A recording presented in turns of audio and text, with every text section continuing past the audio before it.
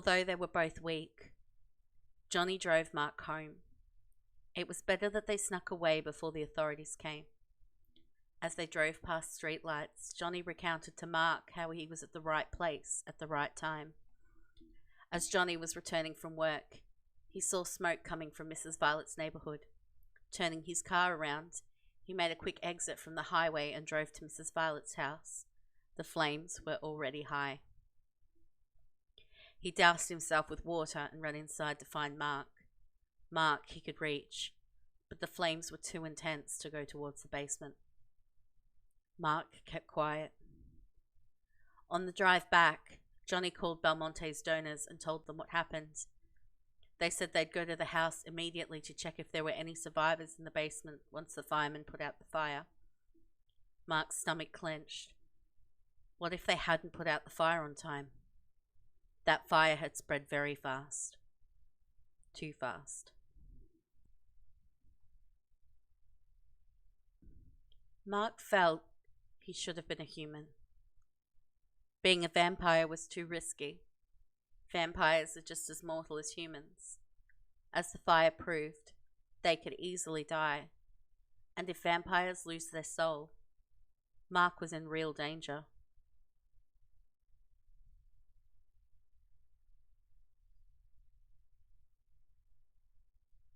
Mark was surprised Johnny kept their home. The townhouse was clean and well cared for. Everything in his room was just as he'd left it. It was still packed and bare. His belongings were still there. There was one new thing in the house. Johnny had brought a new stereo system. He immediately turned on rock music as he dug through the fridge. You won't be getting thirsty anytime soon, will you? It'll be a few hours before Belmonte's donors make it here. Can't afford for you to bite me again. That was too much blood. I won't survive a second bite. Mark agreed. He regretted biting Johnny more than he could say. Trudging to the bathroom, Mark washed soot from his face and hands.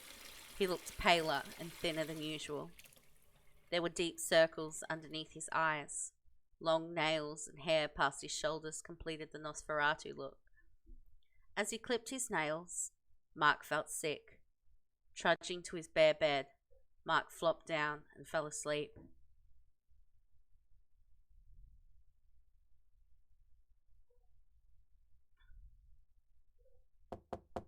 There was a banging on the front door. Johnny motioned for Mark to leave the room. We don't know what's going on, and for now, I don't think you're safe. Stay back. It was Belmonte. He stepped inside the town home and hugged both Johnny and Mark. Thank Dios you're well. This is the only good news I've had today. How long have you been awake? I awakened as soon as you called. He watched confusion flicker across the young man's face. The older a vampire gets, the less hibernation will affect them. The more you do it, the easier it gets. I imagine Mark is feeling ill. He slept like the dead. I didn't want to wake him in case he had a relapse like he did at Violet's. At Violet's name, Belmonte flinched. He glanced down at Johnny's forearm and frowned at the puncture wounds. I'm sure he didn't mean to do that to you. We get very thirsty after hibernation. It takes several blood bags to revive us. My donors kept on throwing them to me as soon as I woke up. Thankfully, they always keep a fresh stock in case of emergencies. I brought some of the bags with me in case our friends needed them. Alas, no one needed any blood at all. Don't worry, President Belmonte. I offered my blood freely. Belmonte looked surprised. Mark couldn't blame him. For years, Mark made it clear he'd never bite his ward. What do you mean no one needed the blood? Did someone else help them? I don't know how to tell you this, but everyone is dead. Everyone died in that fire. I was too late. It is a horrible way to go. Charlie's returning from New Orleans as soon as he can close accounts there. We'll have a funeral, but we'll never be the same again. All my friends gone. Your mentor. I can't imagine the pain of severing a tyro-progenitor bond. Only Steve had experienced it before, and he said it was the worst thing he ever felt. Losing everyone this way, I think I understand that pain now. Can't we go back to the house? Make sure no one is still in the basement. I already did during twilight. The firemen doused the flames. There was nothing left for them to do. After they left, I tossed the house beams away from the basement. There is nothing left below. It looked like the fire was worse there. Everyone's gone. I believe this belongs to you. Belmonte handed Mark the professor's society ring. Mark sobbed.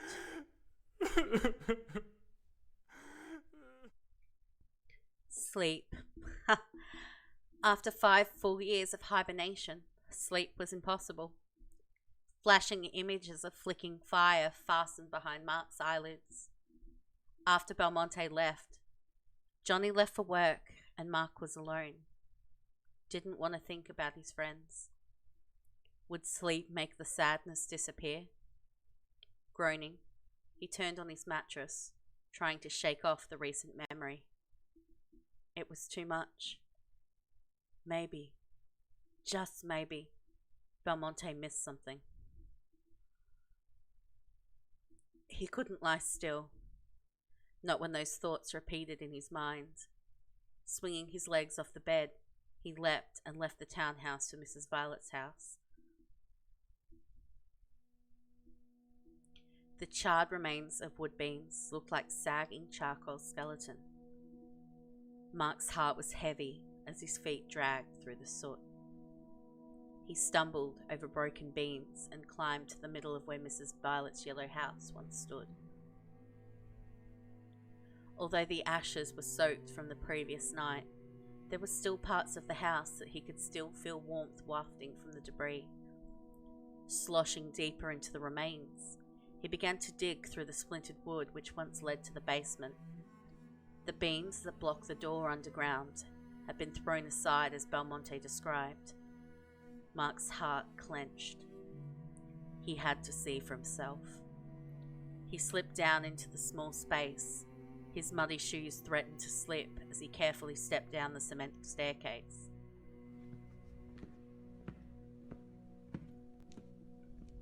Professor? There was no reply. Of course there wouldn't be. Mark couldn't feel his presence through the progenitor link.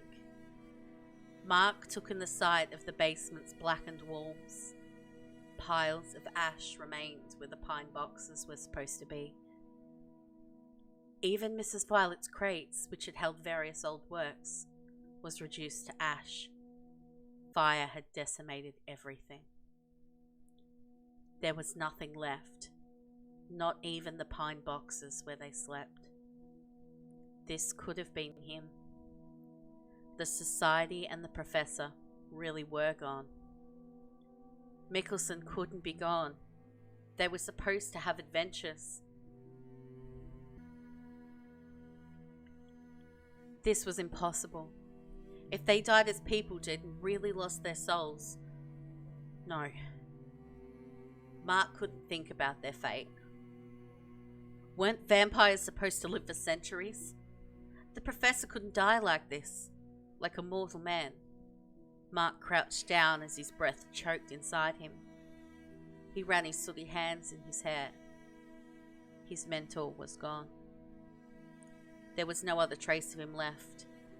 No happiness, no sadness, nothing. His progenitor, no. His friend was gone. Mark bit back a scream. Mark, are you there? I'm coming down. Did you find him? He's down here!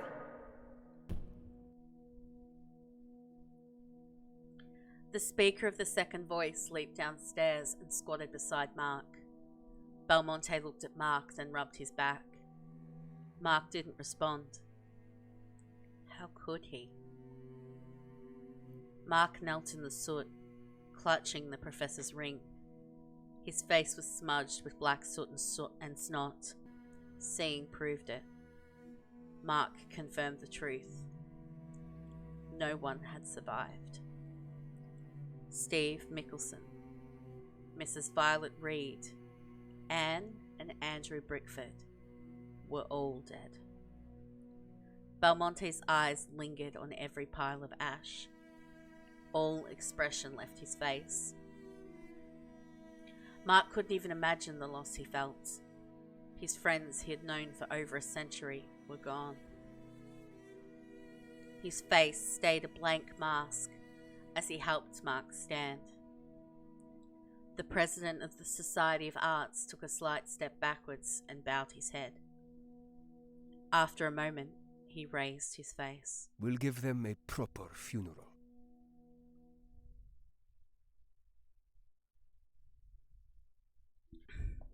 Later that week, the newspaper reported that the fire department was unsure what caused the fire. They suggested that it had started in the basement, but were unsure if it was the old furnace or something else. They knew old crates were kept there, so they believed those must have accelerated the flames.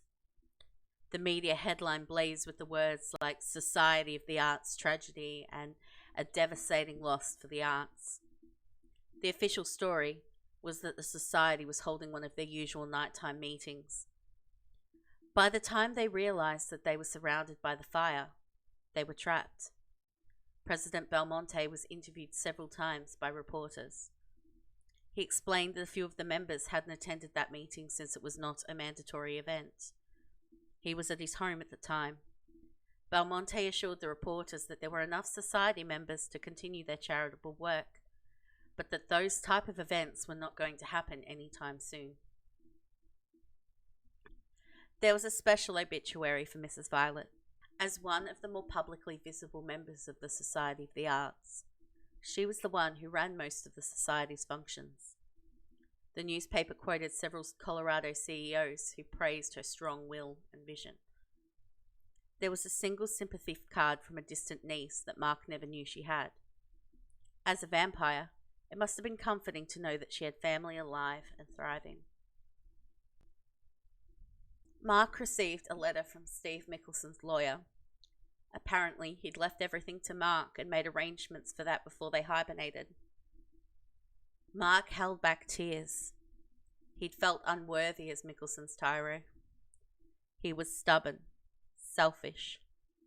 Why would he leave everything to Mark? And then Mark knew. It's because he'd need the resources as the future enforcer. With indecision in his heart, Mark decided he'd work as he'd done in the past. He didn't want to touch the money yet. A few bouquets of flowers were sent for Mrs. Anne Brickford and Mr. Andrew Brickford. After a haircut and some time for reflection, Mark at least looked like he was capable of moving forwards. He looked decent again, and not a wild man. That wasn't what he felt in his heart. Inside, he was in turmoil. He knew he wouldn't be ready to accept their loss for a long time.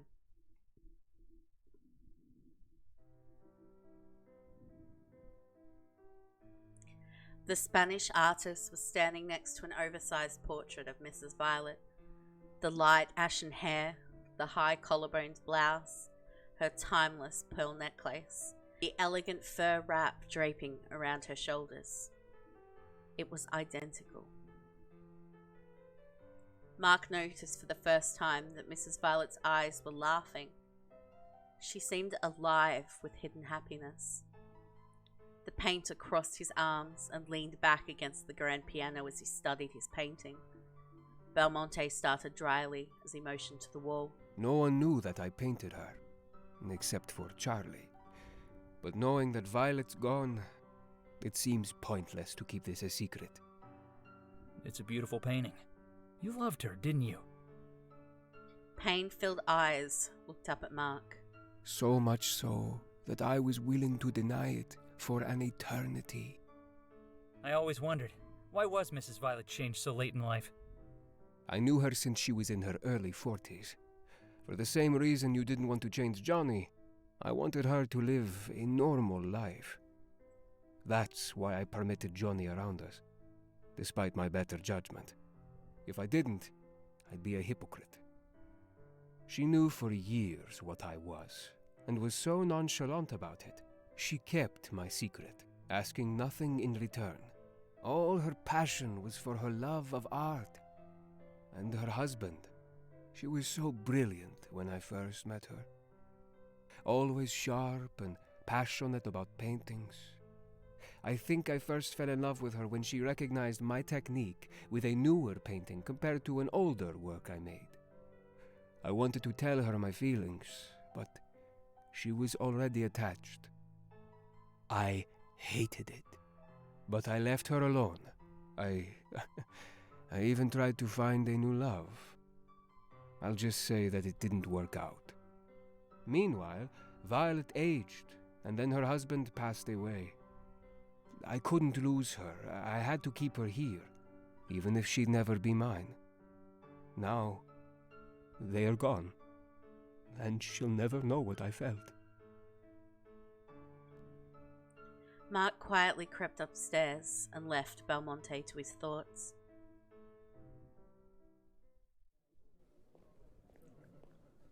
Voices gathered downstairs. Mark paced back and forth in the salon. Only a decade and a half ago, he'd stood in the cushy room before being introduced to vampire society. Then he was nervous about wearing a tux. Then, he was excited about his new life. Now, he was worried about his future. Now the professor wasn't by his side. The society was nearly ruined. Everyone knew it. He didn't want to go to the ground floor. The vampire crowds to honor the Society of the Arts were worse than when he was introduced. There were even vampires as far as Louisiana and Texas downstairs. Many knew Charlie, so they came to pay their respects and show their support, at least on the surface. Belmonte entered the room. Why don't you come downstairs? Mark shook his head and fought back tears. He didn't want to see anyone right now. I know how you feel. This whole situation is difficult, but I don't think you understand. You must come downstairs. There are vultures below. If they sense Colorado's enforcer is weak, we'll have a takeover on our hands. Not only that, but my society is almost non-existent now. We'll be prime targets. There could be a war. Will you regrow the Society of the Arts? Eventually. But it takes a long time for me to find someone I feel is flexible with this life and who I'd want to see around for centuries. They may not choose to join. Not everyone fits the mold. With a sense of resolve, Mark stood straighter before he left the salon.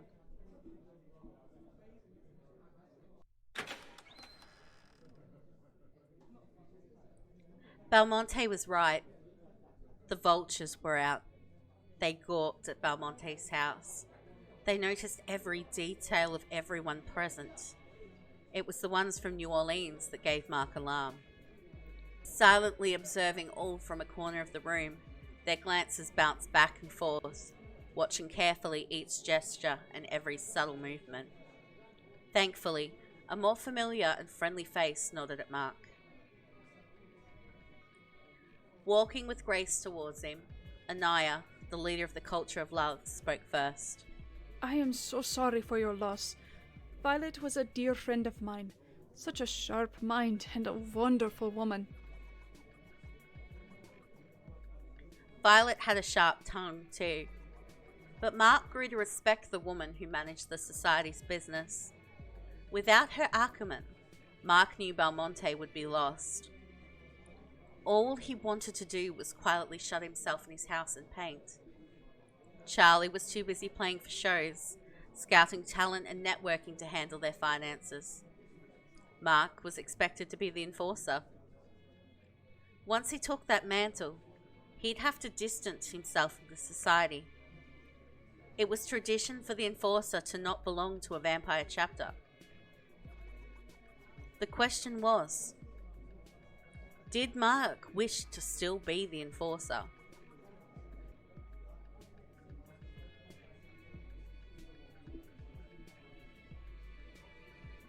Mark was glad Johnny stayed home for this.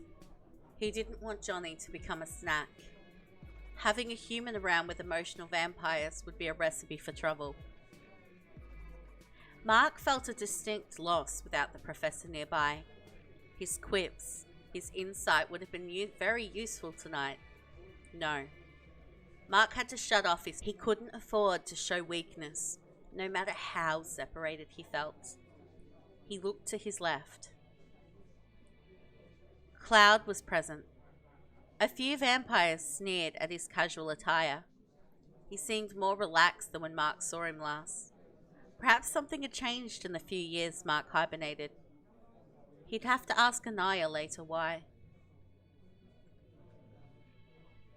As Mark walked around the room, he noticed Belmonte silently glancing at his perfectly painted portrait of Mrs. Violet on the wall. Belmonte's head sank as he clenched his fist. Here you are. I want you to meet some of our guests. Charlie seemed in high spirits and was an excellent host. Mark didn't know how he did it, but he was the symbol of strength they needed right now. Charlie walked from group to group, networking and mingling with ease.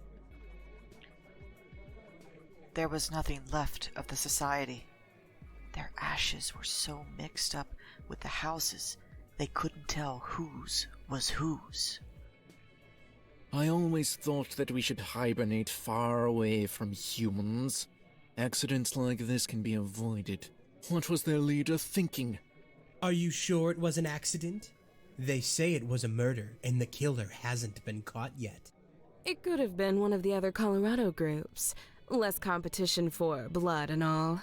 I heard it was hunters. Hunters? Here? Why didn't anyone tell us anything? We could be attacked. We're sitting ducks if we're all together. Belmonte has it right. It's weakness to start hiding. If it was hunters, I'd say let them come. Did you see the young enforcer? I hear that he isn't even a century old yet.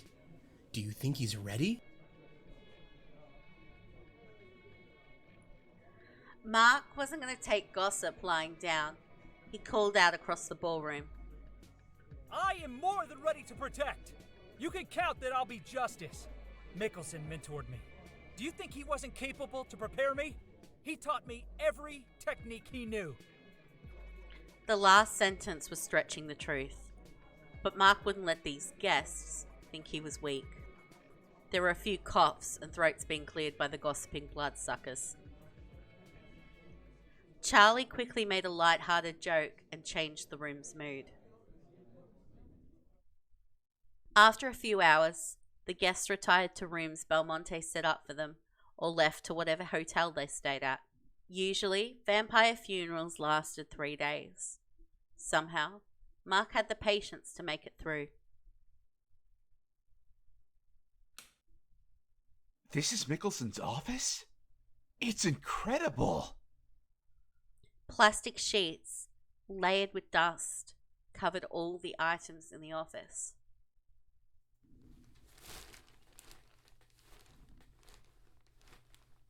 Mark threw them back and revealed the familiar office, untouched by time. Johnny coughed as the dust settled. Mark's eyes moistened. It looked the same as he remembered. He hoped he'd hear his mentor's voice, telling him that everything was okay. He wasn't really dead and that this was only a test. But those words would never come. The professor was gone. Mark wasn't surprised that everything was left alone. Technically, although located on the college campus, his office is property of the Society of the Arts, thanks to a very generous donation when they built the building. In exchange, the society was to have one permanent pick of one faculty member and an office downstairs. According to Mickelson, no one wanted an office in the basement anyways. They thought he was crazy. Look at all this stuff. What a collection. I guess so. I mean, he teaches ancient civilizations. And no one noticed he doesn't age. That's what hibernation is for. It just seems so weird. Okay, where do we start looking? They searched through filing cabinets, boxes of papers, and his desk. Finally, Mark found 2 old journals tucked away in the fireplace. He called Johnny over and they read it together. Mark began with the oldest. It was the diary of Professor Steve Mickelson's progenitor, Sir Andrew Garnier. Mark thumbed through the French pages. It described the simple life of a lower noble. In one entry, the old vampire talked about reintroducing himself to the nobility. He would return as his son. No one questioned him once he shows them his seal, since he looked so much like his father. Then, the tone of the writing changed. Several pages were marked with days. No actual date. Mark paused after flipping through several pages. They were undated and only were marked by how many days had passed. The last entry was for 1,051 days. Mark gasped. What is it? Mark translated the journal. I've been found out. The villagers caught me biting a young girl. When they saw me, she was already half dead in my arms.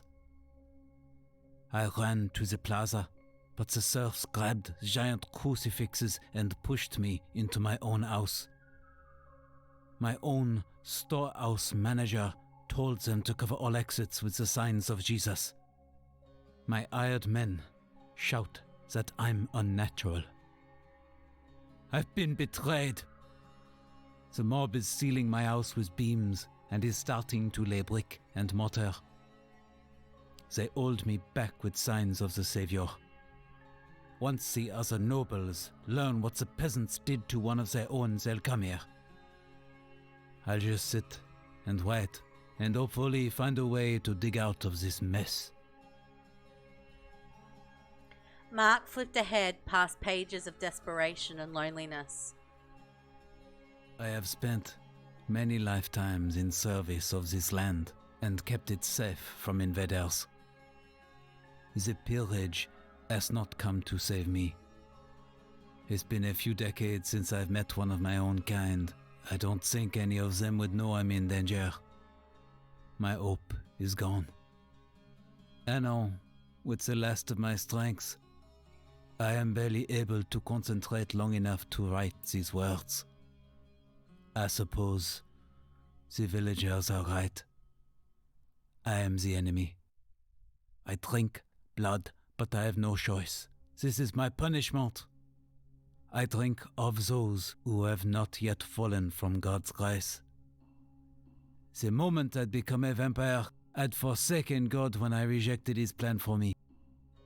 I shudder to think that I'll never see neither daylight nor heaven because of my selfish choice.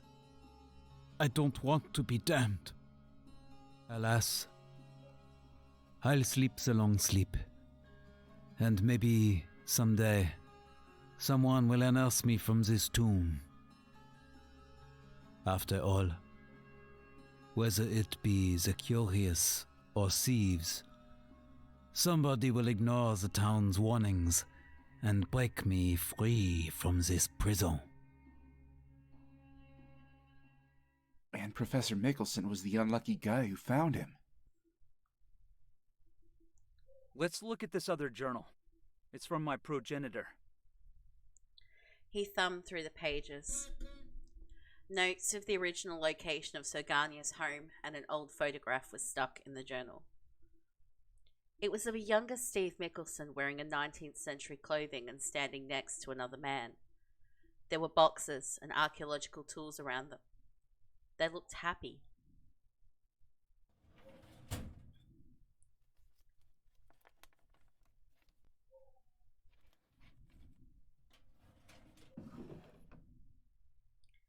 As Mark stared at the worn photograph, Johnny thumbed through the filing cabinet and then opened Professor Mickelson's desk. There's an envelope in his desk drawer. It's addressed to you. Mark wondered what was inside as he ripped off the wax seal indented with the impression of the Society's ring. Mark, if you're reading this, chances are that I'm deceased. I know this is a morbid topic, but I want to be certain, no matter what, you knew my whole story, including the thing that disturbs me the most. I was never able to tell you the story about how my father, Andre Garnier, became human. What? He knew how to become human this whole time? You've been regretting being a vampire since I've known you. I've hated drinking blood. It tastes so good. But it's not just the action I hate. It's like an addict dealing with his addiction daily. Cannot drink too much or I'll be lost.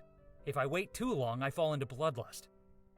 Yes, there's moments after drinking where I'm satisfied, but the euphoria that comes with the taste of blood is indescribable. When Sir Garnier ordered me to drink his blood, I never questioned my father. I knew that he was planning to become human. The déjà vu link was to keep some of his memories alive, or so he hoped. But I never understood how he planned to return human. Sir Garnier was a strict vampire who'd refused to communicate in nothing but his old language. When he wasn't talking about his era, he'd sit quietly for hours and just look outside. He was a traditionalist, and tyros were expected to obey, without question. I was thankful his mind was always trapped in his past, so he never demanded much from me. However, one day as he was talking about nothing, he suddenly grabbed my wrists and told me a strange story. 100 years before his imprisonment, a vampire friend of his converted to Christianity. Wanting all the sacraments, the friend went to get baptized, even though there was a risk that the holy water would burn him. Because of his faith, the vampire was able to be baptized or become saved, as modern Protestants call it. He came out of the water as a human. At first I thought that this story was just another one of Sir Garnier's ramblings. A few months later, a priest came by and picked my progenitor up. The knight gave me a few of his belongings and said that he would return. He came back that evening as a man. He quickly aged. Because he was so ancient, he didn't live long. He lasted only the week and died asleep with a smile on his lips. But he believed that he saved his soul. It was his choice. All of us saw how he couldn't fit in with modern society. He'd gone mad after being locked up for centuries. I don't blame him for trying to regain his humanity. I was afraid to tell you this. I knew that if I'd told you his story, you'd be as impulsive as the day you joined us. I figured that you'd run off, leave the society, and get baptized. But there's something you need to understand about Sir Garnier, Mark. He immediately aged and died. I don't know if it was because he was so old, if the baptismal water did internal damage, or if it was because he physically reverted to a human. We don't know the biological price of reverting. While I'm curious about it, I don't want you experimenting on yourself. Mark could imagine Mickelson as though he was present, speaking to him. His words touched his heart. Maybe I'm just selfish. You're a part of my family. I love you, Tyro. And I don't want you to do something stupid. Here's what I am hoping. After a few years, we'll hibernate. Once we're done hibernating, then I'll tell you all of this. Forgive me for waiting until then. I just hope that you'll like waking up to a new decade and a new world. It's my favorite part of being a vampire. It's a great experience to witness humanity change around you. An academic like you should appreciate it. That's why I chose you. Your gift of languages makes you the perfect vampire. You can always adjust, where Sir Garnier came short. If you're reading this, Mark, stay safe. Something must have happened where I wasn't able to protect my Tyro. But whatever your decision will be, I support you. With my sincerest blessing, Professor Stephen Mickelson.